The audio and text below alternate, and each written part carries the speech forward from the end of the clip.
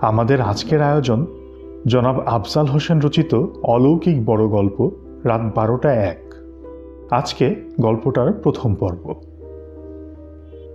সোহাগের air final পরীক্ষা শেষ, অফুরন্ত অবসর, কিন্তু সময় কাটানোর মতো কোনো কিছু খুঁজে পাচ্ছে না সে। বন্ধুরা প্রায় সবাই দাদাবাড়ি, নানাবাড়ি, মামাবাড়ি, খালাবাড়ি বেড়াতে গিয়েছে।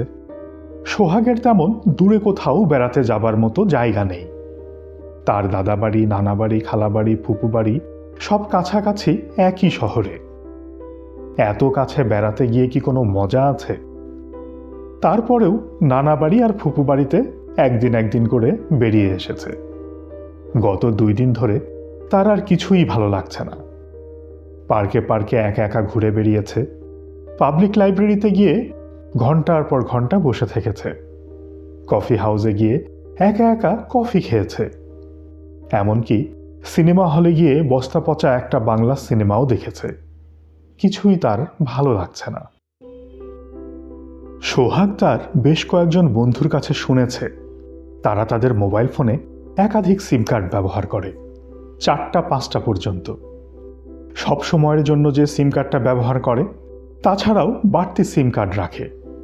বাড়তি সিম কার্ড চালু করে রাত 12টার পরে, কারণ রাত 12টা থেকে মোবাইল ফোনের কল রেট কম।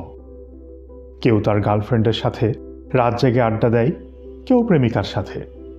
আর যাদের গার্লফ্রেন্ড বা প্রেমিকা নেই তারা গার্লফ্রেন্ড প্রেমিকা বানানোর চেষ্টা চালায় পরিচিত অপরিচিত যে কাউকে।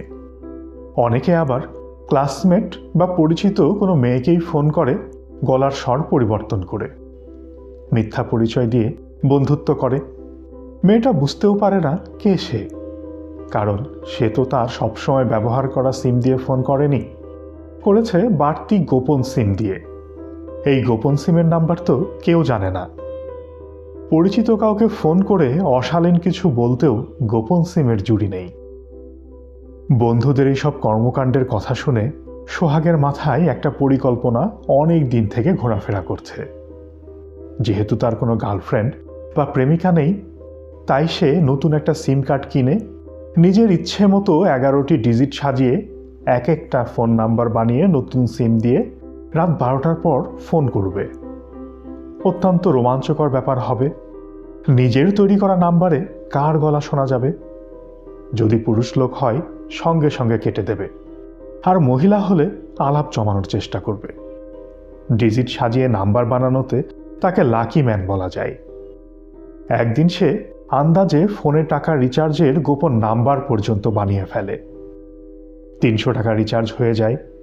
এরপর থেকে ওভাবে আন্দাজে ফোনে টাকা রিচার্জের গোপন নাম্বার বানিয়ে আরও অনেক চেষ্টা চালিয়েছে, কিন্তু আর সে সফল হয়নি।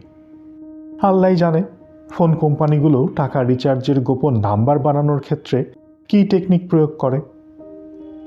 আন্দাজে নাম্বার বানিয়ে একসাথে 3-4 বার টাকা রিচার্জের চেষ্টা করলে ফোন কোম্পানিগুলো আবার সাময়িক কয়েক ঘন্টার জন্য সিম লক করে দেয়। তাই একসাথে 3-4 বারের বেশি চেষ্টা করাও যায় না। পরিকল্পনা মোতাবেক সোহাগ একটা নতুন সিম কার্ড কিনে এনেছে।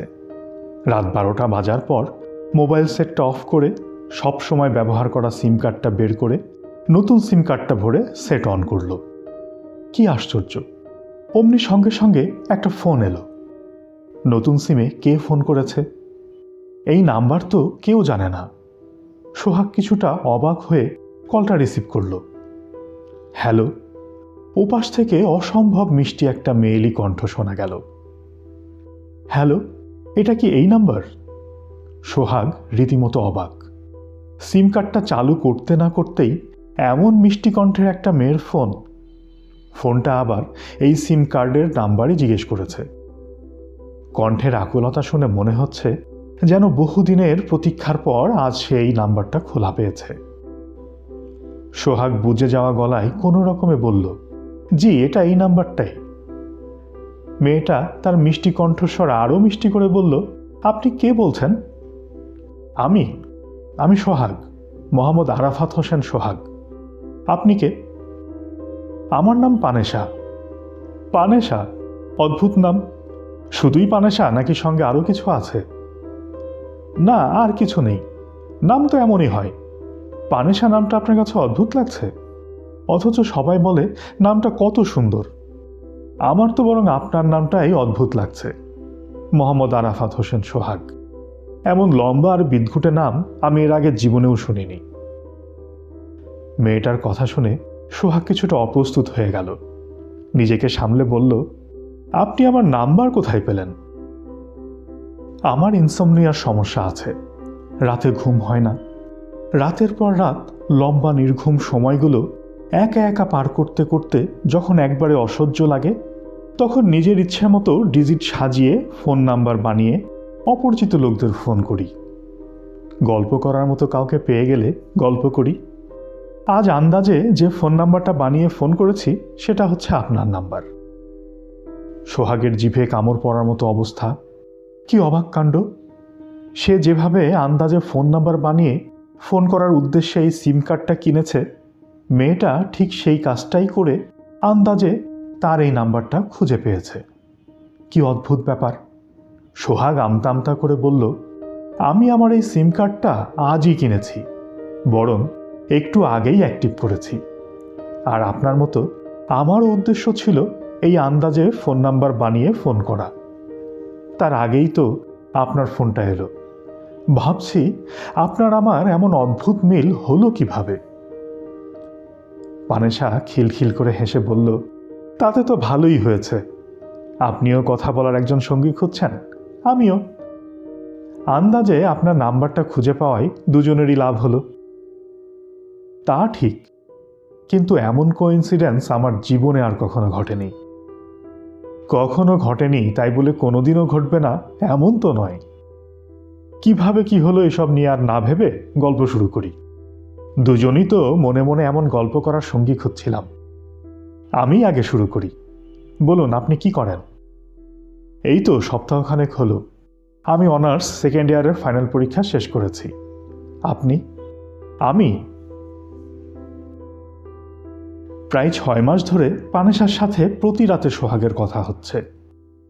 তবে এতদিনেও সোহাগ পানেশার বাড়ির ঠিকানা বা কোন কলেজে সে পড়াশোনা করে তা জানতে পারেনি। বাড়ির ঠিকানা বা কলেজের নাম জানতে চাইলে সে এড়িয়ে যায়। এছাড়া আরও একটা ব্যাপার, রাত 12টার পর ছাড়া কোনো সময় তার ফোন খোলা পাওয়া যায় না। এমনকি রাত 12টার পরেও সোহাগ কখনো পানেশার ফোনে ফোন করে লাইন পায় না। একটা যান্ত্রিক শব্দ করে কেটে যায়। পানেশাই ফোন করে। তার ফোনটা আসে নতুন সিমটাই। নতুন সিম চালু না করলে ফোন আসে না। অথচ সোহাগ তার সবসময় ব্যবহার করা সিম কার্ডের নাম্বারটাও পানেশাকে দিয়েছে।